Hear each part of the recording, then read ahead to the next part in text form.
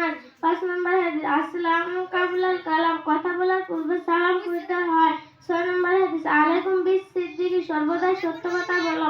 7 নম্বর হাদিস মান গাশাইনা ফালাইসা মিন্নি, যে ব্যক্তি মানুষকে কষ্ট দেয় সে ব্যক্তি মুসলমানের অন্তর্ভুক্ত নয়।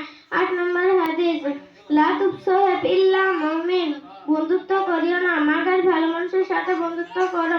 9 নম্বর হাদিস আল কিসবু ফুজুর, মিথ্যাবাদী ফাসিক। 10 নম্বর হাদিস কুলামাতানে হাবিবাতানে ইলা রহমান, খলিফাতানে আলাল লিসান, সাকিলাতানে ফিল মিজান। সুবহানাল্লাহি ওয়া বিহামদিহি সুবহানাল্লাহিল আযীম।